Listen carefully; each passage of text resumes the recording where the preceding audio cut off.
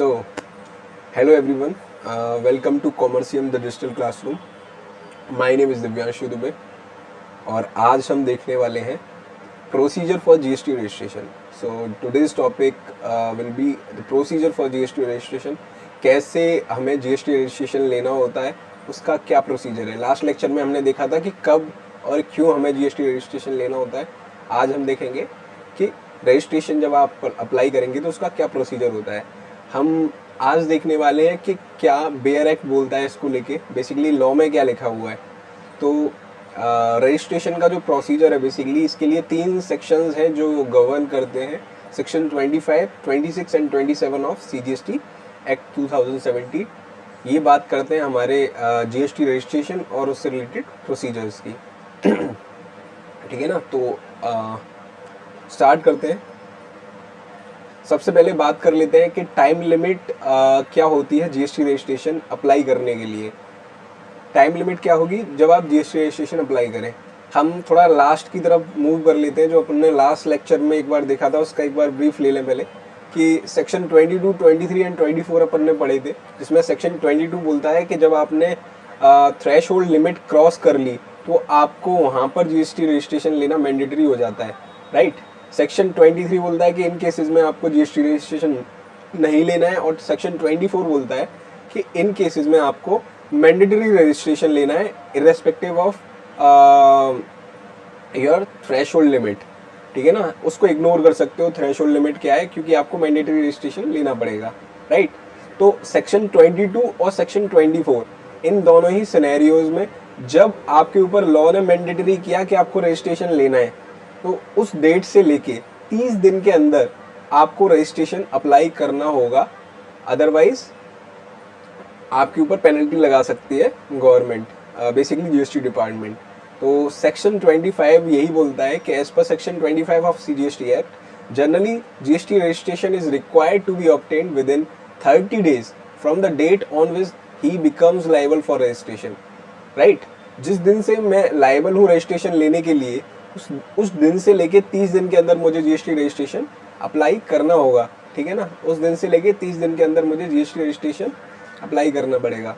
लेकिन अगर मैं अप्लाई नहीं करूँगा तो ऑफिसर, जो भी कंसर्न्ड ऑफिसर है, अगर मैं उससे बाद में अप्लाई कर रहा हूँ तो वो चाहे तो मेरे ऊपर बेसिकली पेनल्टी वगैरह लगा सकता है, राइट. अच्छा, तो ये बात होती है सेक्शन 25 में जो टाइम लिमिट दी हुई है. सी, हमारे जो 3 सेक्शन है, सेक्शन 25, 26 और 27, ये रजिस्ट्रेशन की बात करते हैं, लेकिन तीनों एक दूसरे से डिफरेंट है.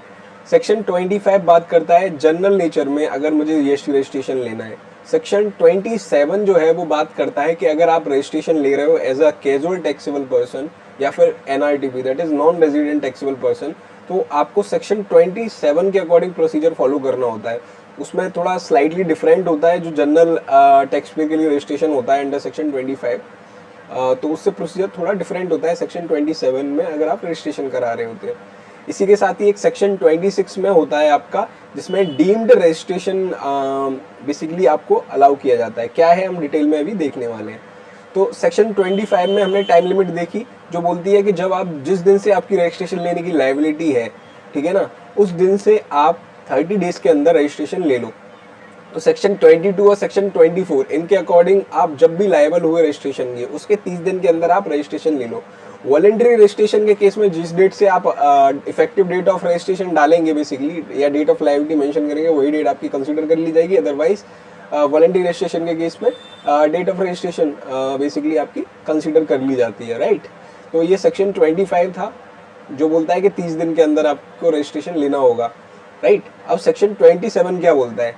27 एक स्पेसिफिक सेक्शन है जो कि बात करता है CTP, that is casual taxable person, और NRTP, that is non resident taxable person, इनको रजिस्ट्रेशन किस तरीके से लेना होगा, राइट. ये सेक्शन 27 बोलता है. तो उसके लिए बताया गया है कि GST registration to be obtained at least 5 days prior to commencement of business.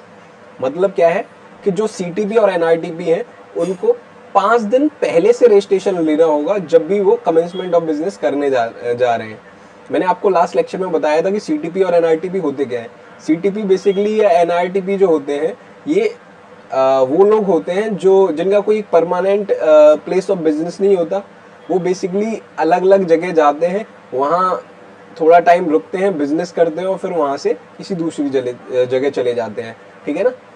तो ऐसे लोगों को हम सीटीपी और एनआरटीपी बोलते हैं। सीटीपी उन्हें बोलते हैं जो विद इन द कंट्री के लोग हैं, तो वो हमारे कैजुअल टैक्सेबल पर्सन की डेफिनेशन में कवर होते हैं। जो आउटसाइड इंडिया के पर्सन है उनको हम NRTP that is non resident taxable person की कैटेगरी में डालते हैं। इनके रजिस्ट्रेशन के प्रोसीजर सेम होते हैं, राइट। इनको 5 दिन पहले से, जब भी कमेंसमेंट ऑफ बिजनेस करने जा रहे हैं, कहीं भी जा रहे हैं, और वहाँ से 5 दिन पहले उनको एटलीस्ट रजिस्ट्रेशन लेना पड़ता है, राइट। तो for example Delhi book fair हो गया, बेसिकली ट्रेड फेयर हो गए, तो कई डिस्ट्रिक्ट्स, कई स्टेट्स में लगते हैं ट्रेड फेयर्स, तो वो लगते हैं बेसिकली ग्लोबल लेवल पर। तो उसके केस में दुनिया भर से लोग देश के तो लोग कई जगहों से आते ही हैं, साथ में दुनिया भर की अलग देशों से भी लोग वहाँ पर उनमें पार्टिसिपेट करने के लिए आते हैं। तो वहाँ पर अगर कोई टैक्सेबल सप्लाईज वो दे रहे हैं या देने वाले हैं, देन इन सच केस उनको रजिस्ट्रेशन लेना पड़ता है एज सीटीपी और एनआरटीपी, राइट। तो रजिस्ट्रेशन लेने के लिए उनको 5 दिन पहले, जब भी वो उस जगह पे बिजनेस करने जाएंगे, उसके 5 दिन पहले से रजिस्ट्रेशन लेना होगा। ये सेक्शन 27 बोल रहा है। अब बात करते हैं जीएसटी रजिस्ट्रेशन के लिए क्या क्या डॉक्यूमेंट्स की रिक्वायरमेंट होती है। तो documents required for GST registration क्या है? सी, इन जनरल टर्म अगर मैं बात करूं तो आपको पैन कार्ड चाहिए होता है, आपको आधार कार्ड चाहिए होता है, आपको फोटो चाहिए होती है। बेसिकली फोटो किसकी चाहिए? फोटो चाहिए उस व्यक्ति की जो कि उस बिजनेस में को मैनेज करने वाला है, राइट। तो pan card, Aadhaar card and photo of such person, ये हो जाएगा। अच्छा, पैन कार्ड एंटिटी अगर आपकी डिफरेंट है, फॉर एग्जांपल अगर मैं प्रोप्राइटर हूँ तो मेरा जो पैन होगा वही मेरी एंटिटी का पैन भी होगा, तो सेम सिमिलर पेन होगा। लेकिन एक्सेप्ट प्रोप्राइटरशिप बाकी सभी केसेस में, जैसे फर्म है, जैसे कि एलएलपी है, जैसे कि कंपनी है, जैसे कि सोसाइटी है, जैसे कि ट्रस्ट है, जैसे बॉडी ऑफ इंडिविजुअल है, जैसे एओपी है, जैसे कि स्टैचुरी बॉडी है, लोकल अथॉरिटी, तो इन सभी को अगर रजिस्ट्रेशन लेना है तो इनके पैन कार्ड जो होते हैं वो अलग होते हैं किसी इंडिविजुअल जो उनको रन करने वाले लोग हैं उनसे अलग होते हैं, उन एंटिटीज़ के। बेसिकली सेपरेट लीगल एंटिटीज़ होते हैं ये, तो उनके पैन कार्ड की भी ज़रूरत पड़ेगी। साथ ही जो उसको मैनेज करने वाले हैं उस व्यक्ति के पैन कार्ड, आधार कार्ड और फोटो की ज़रूरत पड़ेगी, राइट।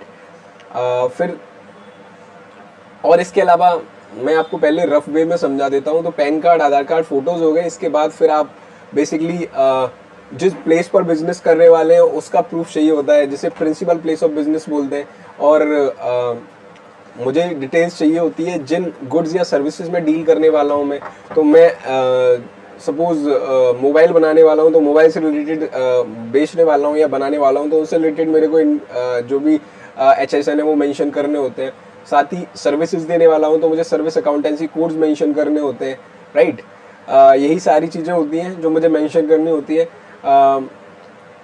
बेसिकली मैं प्लेस ऑफ बिजनेस जो होगा उसका प्रूफ वगैरह भी मुझे यहाँ पर सबमिट करना होता है कि अगर मैं ओन्ड है तो ओनरशिप से रिलेटेड डॉक्यूमेंट, अगर रेंटेड है तो रेंट एग्रीमेंट वगैरह, राइट। कंसेंटेड है तो उसके केस में एनओसी वगैरह चाहिए होती है। तो ये सारी चीज़ें मेरे को सबमिट करनी होती है। जब मैं इन्हें सबमिट कर लेता हूँ, जो हमने फर्स्ट लेक्चर में देखा था कि पार्ट ए और पार्ट बी 2 फॉर्म्स होते हैं रजिस्ट्रेशन के लिए। तो पार्ट ए में हमें बेसिक डिटेल जो कि पैन कार्ड से रिलेटेड होती हैं वो फीड करनी पड़ती है, राइट। ऐसी पार्ट बी में फर्दर डिटेल्स होती हैं जिनमें ये सारे अटैचमेंट जाते हैं, लाइक प्रोप्राइटर या बेसिकली जो मैनेजर्स हैं बिजनेस के, उनकी रिलेटेड डिटेल्स और प्लेस ऑफ बिजनेस से रिलेटेड प्रूफ्स वगैरह, राइट। तो ये पार्ट बी में जाते हैं। तो ये जब आप सबमिट कर देते हो उसके बाद आपको आधार ऑथेंटिकेशन कराना होता है। आधार ऑथेंटिकेशन कराने के बाद आपका ARN जनरेट हो जाता है। उसके बाद बेसिकली आपका ARN जनरेट होने के बाद एप्लीकेशन मूव हो जाती है ऑफिसर के पास। फिर ऑफिसर रिव्यू करेगा उस एप्लीकेशन को, अगर सेटिस्फाइड है तो आपको रजिस्ट्रेशन अप्रूव कर देता है, अगर सेटिस्फाइड नहीं है तो फर्दर क्लैरिफिकेशन मांगेगा। उस क्लैरिफिकेशन को आपको सबमिट करना है। उस क्लैरिफिकेशन से अगर वो ऑफिसर सेटिस्फाइड हो जाएगा तो आपको रजिस्ट्रेशन अप्रूव कर देगा, अदरवाइज सेटिस्फाइड नहीं है तो आपका रजिस्ट्रेशन एप्लीकेशन रिजेक्ट कर देता है। तो ये सारी चीज़ें बेसिकली ओवरऑल एक GST रजिस्ट्रेशन में होती हैं। ओवरऑल एक GST रजिस्ट्रेशन में ये सारी चीज़ें होती हैं, राइट। तो ऐसे हम कर सकते हैं। अब मैं बात कर लेता हूँ, ये एक प्रोसीजर था जो मैंने आपको एक रफ आइडिया दे दिया। अब लॉ में क्या लिखा हुआ है उसको एक बार पढ़ लेते हैं। तो डॉक्यूमेंट्स क्या रिक्वायर्ड है जीएसटी रजिस्ट्रेशन के लिए एज पर सेक्शन 25 के आपको pan card of business entity चाहिए होता है and its proprietor, partner, designated partner, director, member of AOP, karta of HUF, authorise signatories of business and all other managing persons and authorised to participate in its activities, right.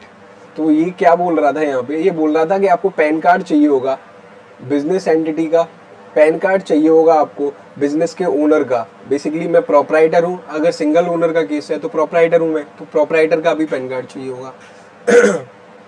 साथ ही देखो business entity है का अगर pan card है यानी वो एक separate legal entity है, तो उसके पास सिर्फ पैन कार्ड ही होगा। आपने कभी नहीं सुना होगा कि कंपनी का आधार कार्ड है, राइट, उसके पास सिर्फ पैन कार्ड हो सकता है। तो बिजनेस एंटिटी का अगर कोई पैन कार्ड है तो वो सिर्फ पैन कार्ड ही एक प्रूफ हो सकता है उसके लिए, तो पैन कार्ड होगा।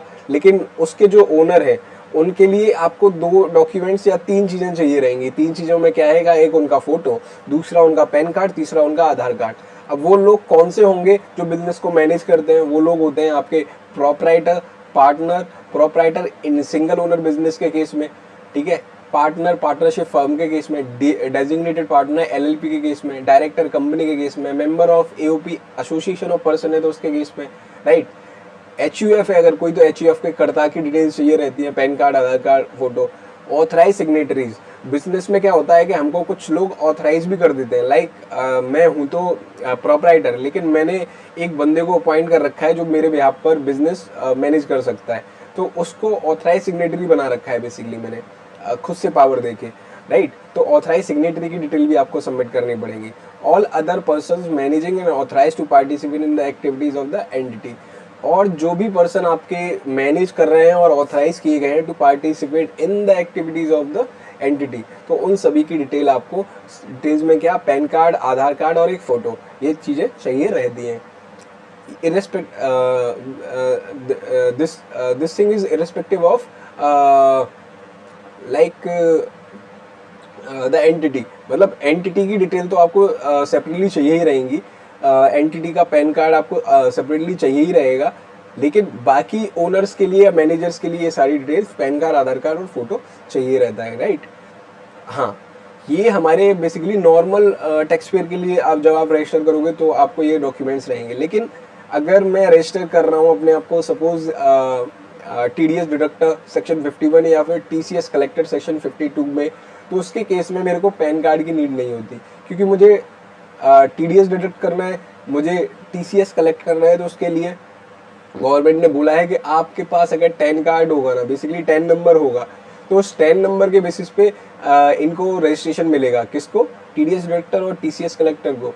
टीडीएस डायरेक्टर और टीसीएस कलेक्टर के लिए प्रूफ क्या होगा? उनका 10 नंबर, राइट। उसके बेसिस पे वो रजिस्ट्रेशन प्राप्त कर सकते हैं। नॉन रेजिडेंट के केस में आपको पता है कि उनके पास ना तो पैन कार्ड होगा और ना ही आधार होगा, क्योंकि वो तो आउटसाइड इंडिया के लोग हैं, उनको इंडियन आइडेंटिटी कार्ड तो इशू नहीं किए जा सकते, राइट। तो यहाँ पर नॉन रेजिडेंट के केस में बताया गया है कि अगर वो self attest copy of passport रखते हैं तो उसको भी यहाँ पर यूज़ किया जा सकता है। तो नॉन रेजिडेंट के केस में आपका self attest copy of passport लग जाएगा, राइट। आधार कार्ड किसके लिए चाहिए हम देख ही चुके। जो बिजनेस के ओनर्स होते हैं उनके लिए सेपरेटली उनके पैन कार्ड, आधार कार्ड और फोटोज़ चाहिए रहते हैं, ठीक है ना। तो अच्छा,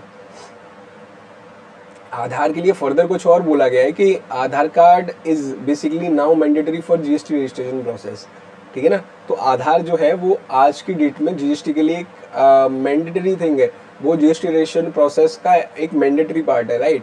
during registration process if you opt for Aadhaar authentication, then the registration application can be approved by the concerned officer without physical verification of principal place of business.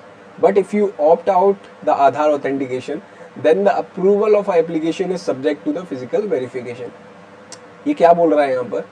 ये बोल रहा है कि जब आप जैसा कि ऊपर बताया गया कि आधार कार्ड जो है वो आपका जीएसटी रजिस्ट्रेशन की प्रोसेस में मैंडेटरी पार्ट है, राइट।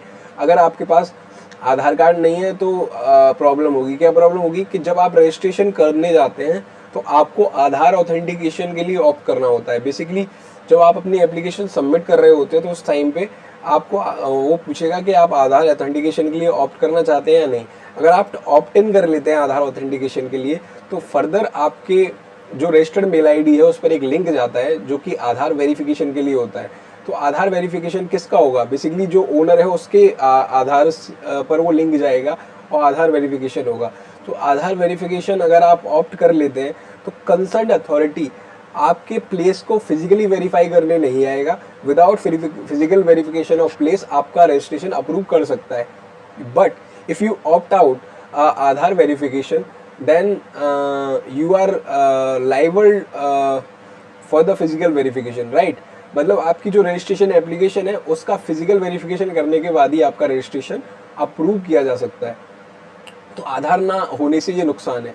तो अगर आप आधार वेरिफिकेशन ऑप्ट करेंगे तो without any physical verification officer जो है वो आपकी एप्लीकेशन को अप्रूव कर सकता है। बट अगर आपने आधार वेरिफिकेशन को ऑप्ट आउट कर लिया तो उसके केस में मैंडेटरीली आधार बेसिकली फिजिकल वेरिफिकेशन करेगा ऑफिसर। आधार ऑप्ट आउट के केस में फिजिकल वेरिफिकेशन मैंडेटरी करेगा और उसको करने के बाद ही आपका रजिस्ट्रेशन एप्लीकेशन को अप्रूव करेगा, right. Note, Aadhaar is not required if you are not a citizen of India, if you are a UIN holder or if you are an artificial person, right? तो आधार सही बात है, आधार basically किस लिए चाहिए होगा? तो आधार में अगर मैं नॉन रेजिडेंट हूँ तो क्या मेरे पास आधार होगा? Answer is no. अगर मैं यूआईएन होल्डर हूँ, यूआईएन होल्डर्स कौन हो सकते हैं? फॉरेन एम्बेसीज वगैरह हो गए, फॉरेन डिप्लोमेट्स हो गए, तो उनके पास आधार कार्ड होगा? Answer is no.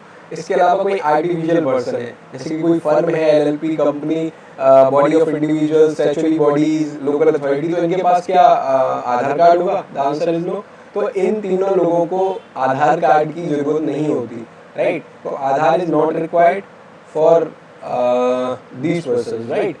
तो ये हमने देखा। डॉक्यूमेंट्स क्या रिक्वायर्ड है, एक बार इसकी समरी देख लेते हैं। तो documents required for GST registration में सबसे पहले बात कर लेते हैं बिजनेस एंटिटी का पैन कार्ड। अगर बिजनेस सेपरेट लीगल एंटिटी है तो आपको बिजनेस एंटिटी का पैन कार्ड चाहिए होगा। फिर आपको पैन कार्ड और आधार कार्ड प्लस फोटो चाहिए होता है। वो चाहिए होता है बिजनेस के ओनर का। बिजनेस के ओनर कौन हो सकते हैं? बिजनेस के ओनर होंगे उसका प्रोप्राइटर, उसके पार्टनर्स, उसके डेजिग्नेटेड पार्टनर्स, उसके डायरेक्टर, उसके member of AOP, BOI, karta of HUF, right. कोई ऑथराइज सिग्नेटरीज और अदर पर्सन जो कि ऑथराइज किए गए हैं to participate in the activities of entity. इनका आधार कार्ड, पैन कार्ड और पासपोर्ट साइज फोटो चाहिए रहता है।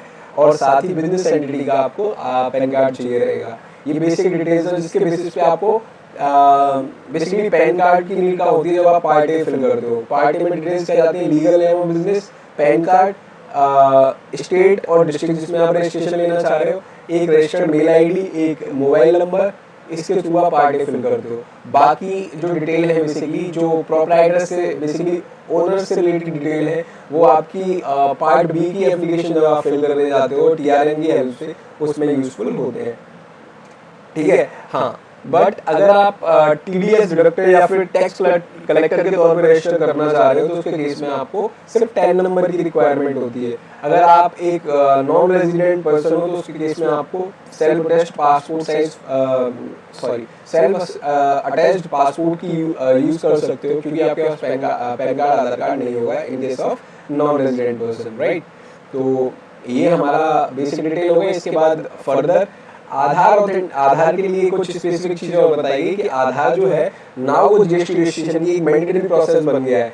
अगर आपके पास आधार है और आधार वेरिफिकेशन के लिए आप आधार ऑथेंटिकेशन के लिए आपने ऑप्ट इन किया है तो आपकी एप्लीकेशन को ऑफिसर अप्रूव कर सकता है without any physical verification of the place of business. But if you have opted out from the Aadhaar verification, then in such case the officer will grant the registration only after the physical verification of the place of business, right। तो जब आपने आधार authentication opt इन किया तब आपकी application को approve किया जा सकता है without any physical verification. But अगर आपने ऑप्ट आउट कर लिया आधार वेरिफिकेशन से तो आपकी फिजिकल वेरिफिकेशन होगी, उसके बाद ही रजिस्ट्रेशन की एप्लीकेशन पर डिसीजन लिया जाएगा कि अप्रूव करना है या रिजेक्ट करना है, राइट। आधार किन लोगों को जरूरत नहीं है? तो आधार 3 लोगों को नहीं जरूरी है। अगर आप नॉन रेजिडेंट हो, दैट मीन्स कि आप नॉन सिटीजन ऑफ इंडिया हो, साथ ही आप यूआईएन होल्डर हो या फिर आप कोई आर्टिफिशियल पर्सन हो तो आपको आधार की कोई नीड नहीं होगी। इसके अलावा बेसिकली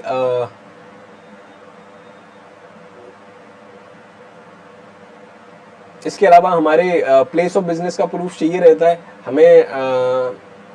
बेसिकली किस प्लेस पर आप बिजनेस करने वाले हो उससे रिलेटेड प्रूफ चाहिए होगा। अगर ओनरशिप में है आपके में तो ओनरशिप डॉक्यूमेंट रहेंगे, रेंटेड है तो रेंट एग्रीमेंट्स वगैरह रहेंगे। अगर आप कंसेंट पर लिए हो तो कंसेंट लेटर, एनओसी जिसे बोलते हैं, नो ऑब्जेक्शन सर्टिफिकेट, वो रहेगा उसके केस में।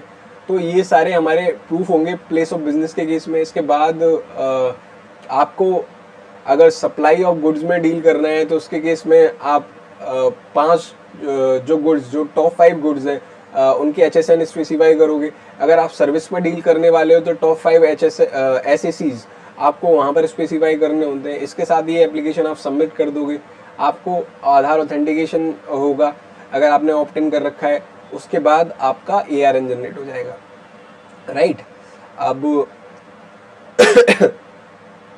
क्या प्रोसेस दिया हुआ है कि आप बेसिकली रजिस्ट्रेशन प्रोसेस क्या दिया हुआ है सेक्शन 25 में। तो आपको सबसे पहले GST पोर्टल पर जाना होता है। GST पोर्टल पे आप कैसे जाओगे?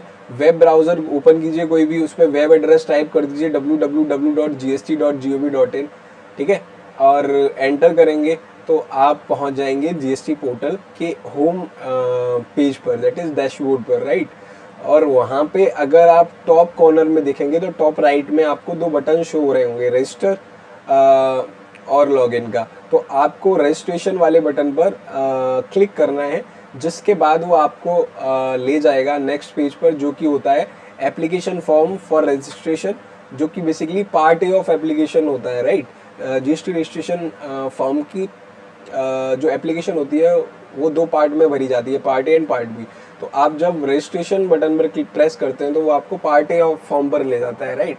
वहाँ पर आपको क्या करना है, where you are required to mention some basic details such as PAN number of business and legal name of business.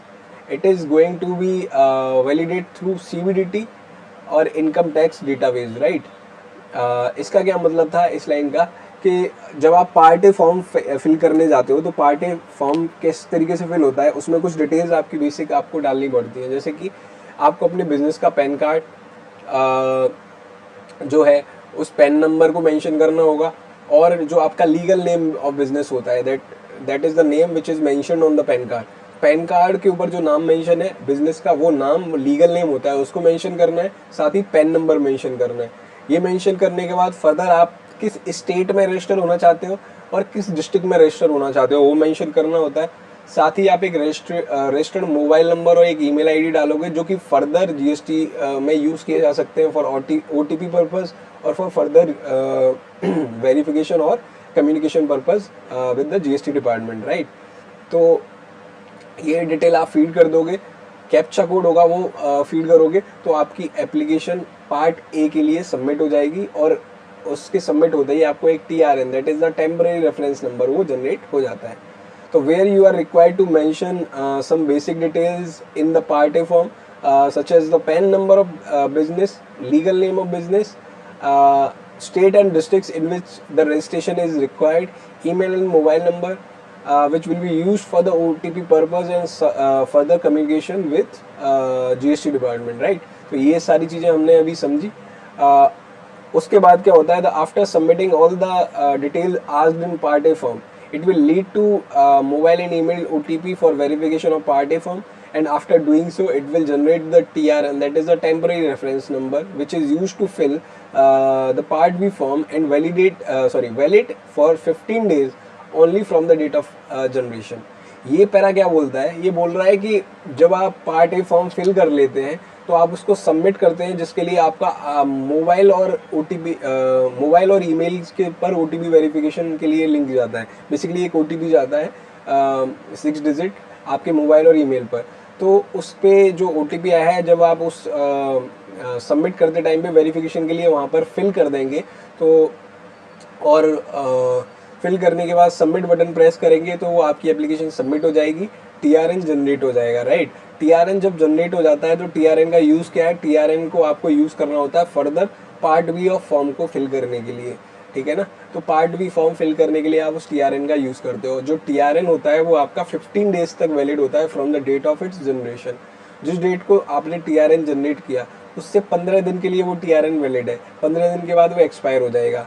तो आप अपनी एप्लीकेशन का पार्ट भी विद इन 15 डेज भर सकते हो यूजिंग सच टीआरएन, राइट। तो ये यहाँ पर बताया गया। तो रजिस्ट्रेशन प्रोसेस में हमने देखा अभी तक कि आप सबसे पहले जीएसटी पोर्टल पे चले जाओ, जीएसटी पोर्टल पे जाके पार्ट ए फिल करो, पार्ट ए फिल करने के बाद सबमिट करोगे, वेरिफिकेशन होगा ओटीपी के द्वारा और आपका टीआरएन जनरेट हो जाएगा। टीआरएन को आप यूज़ करोगे पार्ट बी फॉर्म फिल करने के लिए, 15 दिन तक वो वैलिड होता है, सिर्फ 15 दिन तक यूज़ किया जा सकता है। नाउ अब हम पार्ट बी फॉर्म फिल करेंगे टीआरएन की हेल्प से। This is the detail form which ask every information information about the business such as its trade name, details of existing registration in any law in India, details about the proprietor, partner, directors or authorized signatories, detail about the principal place of business and the additional place such as the branch offices of the business, description about goods and service in which the business going to deal. After mentioning such informations, the person has the option to opt for Aadhaar authentication and can proceed without opting it, right? Basically इस para में क्या बोला गया, ये para क्या बोल रहा है कि जब आपका टीआरएन जनरेट हो गया तो टीआरएन जनरेट होने के बाद उस टीआरएन का यूज़ करके आप पार्ट बी फॉर्म फिल करोगे। पार्ट बी फॉर्म क्या होता है, पार्ट बी फॉर्म एक डिटेल्ड फॉर्म है, राइट। पार्ट बी फॉर्म एक डिटेल्ड फॉर्म है जो कि बिजनेस से रिलेटेड सारी डिटेल्स कवर कर लेता है, राइट। बिजनेस से रिलेटेड सारी डिटेल्स कवर कर लेता है पार्ट बी फॉर्म। इसमें क्या क्या डिटेल आपको फिल करनी होती है, जैसे कि बिजनेस का ट्रेड नेम क्या है। सी बिजनेस के दो नाम होते हैं, एक होता है लीगल नेम जो कि name as per PAN card है, और दूसरा होता है ट्रेड नेम। फॉर एग्जांपल एक प्रोप्राइटर है, तो सपोज मैं अपना बिजनेस रजिस्टर कर रहा हूँ, तो क्या मेरा जो बिजनेस नेम है, सपोज मेरा legal name as per PAN card क्या होगा, वो मेरा नाम जो है दैट इज दिव्यांशु दुबे होगा, राइट, लीगल नेम। तो बिजनेस नेम यानी ट्रेड नेम जो होगा, क्या वो भी दिव्यांशु दुबे होगा। आप रख सकते हो दिव्यांशु दुबे, लेकिन वो डिफरेंट होता है बेसिकली। आपके लीगल नेम से आपका ट्रेड नेम डिफरेंट होता है या हो सकता है, तो आप डिफरेंट नेम के साथ भी जा सकते हो। जैसे मेरे बिजनेस का नेम यहाँ पर मैं कॉमर्शियम द डिजिटल क्लासरूम रखना चाहूँ एज अ ट्रेड नेम, तो मैं रख सकता हूँ, और मेरा लीगल नेम तो जो मेरा नाम है वही रहेगा, राइट। तो इस तरीके से। लेकिन जो बिजनेस एंटिटीज़ हैं, बेसिकली जो सेपरेट लीगल एंटिटीज़ होते हैं such as firm, such as LLP companies, तो उनका लीगल नेम और ट्रेड नेम जनरली सिमिलर होता है, क्योंकि बिजनेस का नाम ही उनका name as per PAN card होता है। वो प्रोप्राइटरशिप के केस में होता है, क्योंकि वहाँ पर नाम इंडिविजुअल का शो हो रहा होता है पैन कार्ड पे, और बाकी सभी के लिए बिजनेस का ही नाम उनके पैन कार्ड पर शो हो रहा होता है। तो चाहें तो वो भी डिफरेंट नाम रख सकते हैं, लेकिन जनरली ऐसा नहीं होता, क्योंकि बिजनेस का नाम एक ही आप रखते हो, तो वो बिजनेस का नाम ही आपका ट्रेड नेम और लीगल नेम में एक सेम ही आ जाता है, राइट। तो हम देख रहे थे कि क्या क्या डिटेल आप पार्ट बी फॉर्म में फिल करते हो। तो सबसे पहले आप बिजनेस का जो भी ट्रेड नेम है वो बताओगे।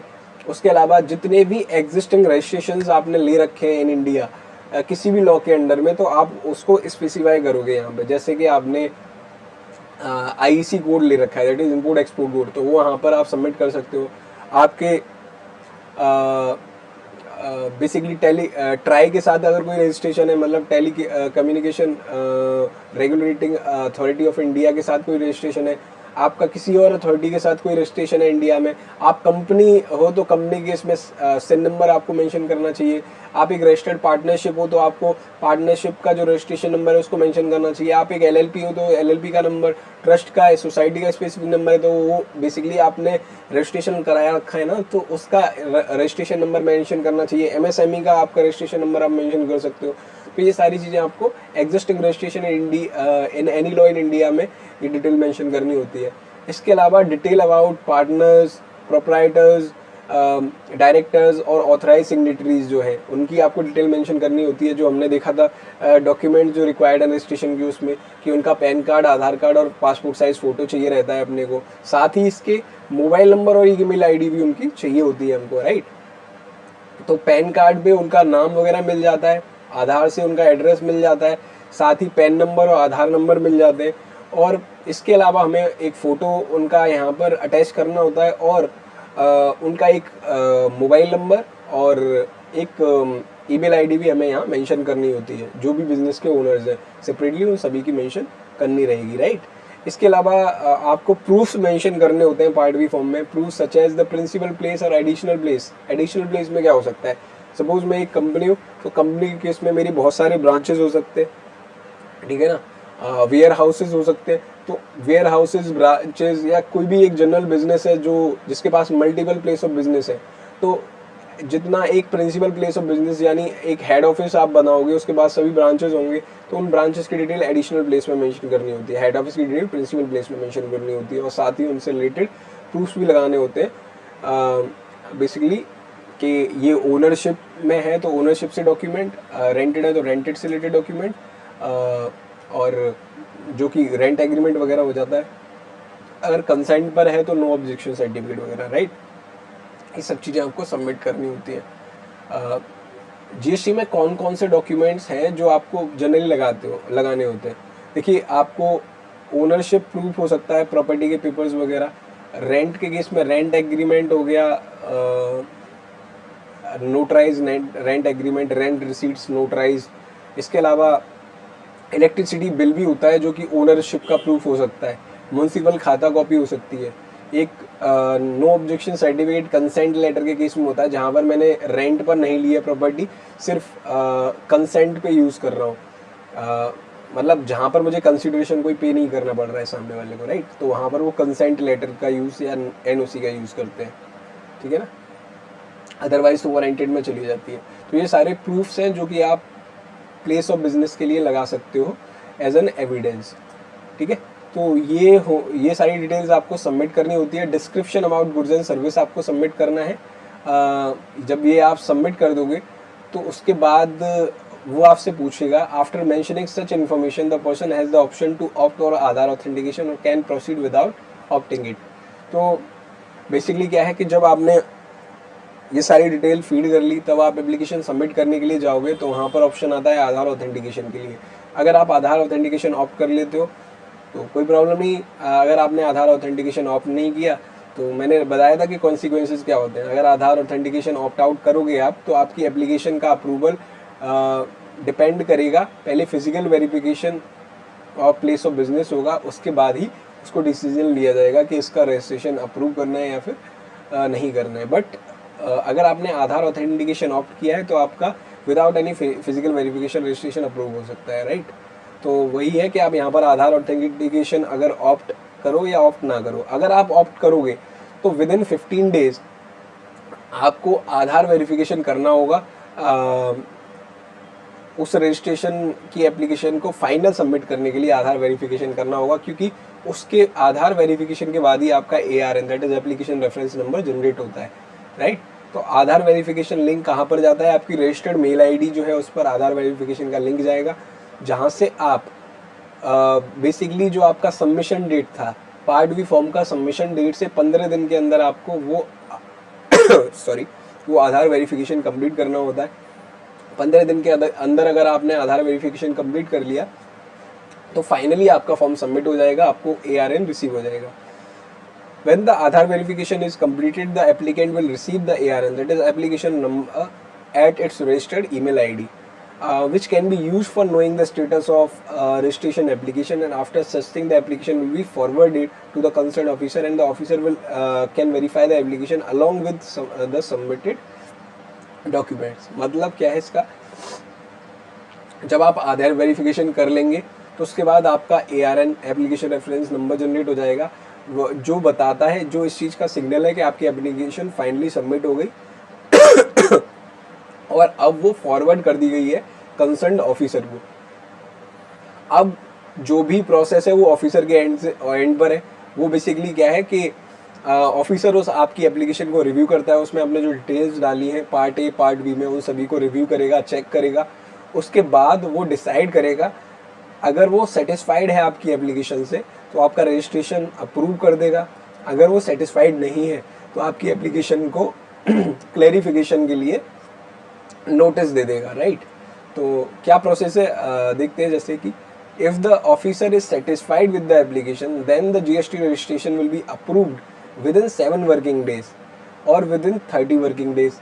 इसमें 2 डेट्स दे रखी है. सी, अगर सेटिस्फाइड है ऑफिसर या नॉन सेटिस्फाइड है, तो दोनों ही केसेस में उसको एक डिसीजन लेना होता है, जो कि उसे 7 दिन के अंदर लेना होगा या 30 दिन के अंदर लेना होगा.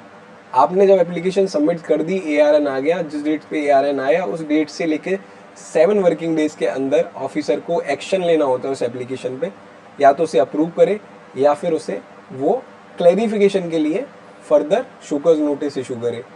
तो अगर एप्लीकेशन में सेटिस्फाइड है ऑफिसर, तो आपको रजिस्ट्रेशन अप्रूव करेगा, तो उसे विद इन 7 वर्किंग डेज में करना होगा. और विद इन 30 वर्किंग डेज हो जाएंगे 7 डेज की जगह, अगर आपने आधार ऑथेंटिकेशन के लिए ऑप्ट आउट कर लिया था. तो अगर आप आधार ऑथेंटिकेशन ऑप्ट करते हो तो ऑफिसर को 7 वर्किंग डेज में आपकी एप्लीकेशन पर एक्शन लेना होगा. अगर अप्रूव करना है तो अप्रूव करना होगा. अगर क्लैरिफिकेशन देना है तो क्लैरिफिकेशन के लिए नोटिस देना होगा with in 7 working days. But अगर आपने आधार वेरिफिकेशन के लिए ऑप्ट आउट कर लिया था तो 7 दिन की जगह वो 30 वर्किंग डेज हो जाएंगे. 30 वर्किंग डेज के अंदर ऑफिसर या तो उस एप्लीकेशन को अप्रूव करेगा या फिर इसके लिए क्लैरिफिकेशन मांगेगा.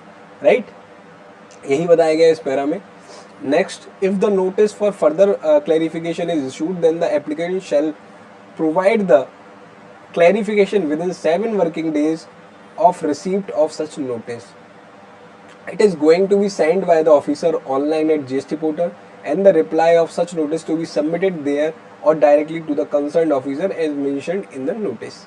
हाँ, तो जैसा कि मैंने बताया कि वो 7 दिन या 30 दिन के अंदर रजिस्ट्रेशन एप्लीकेशन को अप्रूव कर सकता है या फिर क्लैरिफिकेशन दे सकता है. अगर उसने क्लैरिफिकेशन दे दिया तो उस क्लैरिफिकेशन के अगेंस्ट जो बेसिकली एप्लीकेंट था उसको विद इन 7 वर्किंग डेज, उस क्लैरिफिकेशन नोटिस के विद इन 7 वर्किंग डेज में उसे बेसिकली क्या करना होता है, उसका क्लैरिफिकेशन सबमिट करना होता है. क्लैरिफिकेशन में अगर उसने कोई डिटेल मांगी, फॉर एग्जांपल बोला कि आप आधार कार्ड और पैन कार्ड अपलोड करो, किसके, प्रोप्राइटर के, पार्टनर के, किसी स्पेसिफिक पर्सन के, या फिर जो आपने प्रूफ लगाया है प्लेस ऑफ बिजनेस का वो इम्प्रॉपर है, तो आप कोई प्रॉपर प्रूफ लगाओ. तो उनको आपको यहाँ पर अटैच करना होगा. क्लैरिफिकेशन में जाके उन चीज़ों को आपको सबमिट करना होता है, तो वो आप वहाँ पर सबमिट करोगे.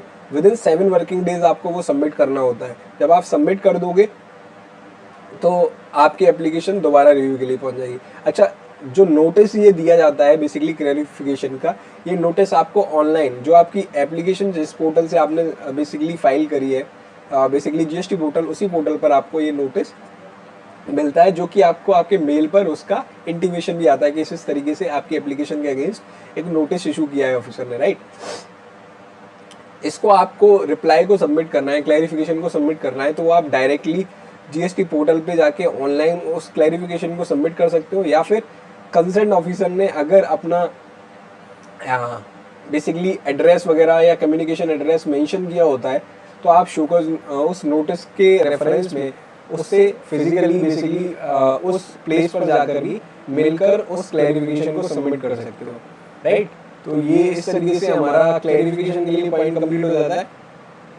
After submission of the clarification by applicant, it is processed toward the concerned officer, and if the officer is satisfied with the submission, then he will grant GST registration within 7 working days or within 30 working days if the Aadhaar authentication not opted by the applicant. Otherwise, reject the application if not satisfied with the submission. तो further clarification जो officer ने मांगा था उसके against applicant ने अपना submission दे दिया. Submission देने के बाद क्या होगा, वो जो एप्लीकेशन है फर्दर प्रोसेस हो जाएगी कंसर्न ऑफिसर के पास और वो दोबारा उस एप्लीकेशन को रिव्यू करेगा. अगर वो उस एप्लीकेशन बेसिकली जो है उससे सेटिस्फाई हो जाता है तो उसके केस में 7 डेज और 30 डेज बेसिकली वही 7 वर्किंग डेज और 30 वर्किंग डेज में आपको रजिस्ट्रेशन सर्टिफिकेट इशू कर देगा, आपका रजिस्ट्रेशन अप्रूव कर देगा. राइट, और अगर वो सेटिस्फाई नहीं है तो आपकी एप्लीकेशन को रिजेक्ट कर देगा विद 7 और 30 वर्किंग डेज. राइट, इस तरीके से आपका GST रजिस्ट्रेशन का प्रोसेस कंप्लीट होता है फॉर नॉर्मल टैक्स पेयर्स, जो कि सेक्शन 25 के अंदर बताया गया है. राइट, तो ये हमारा हो जाता है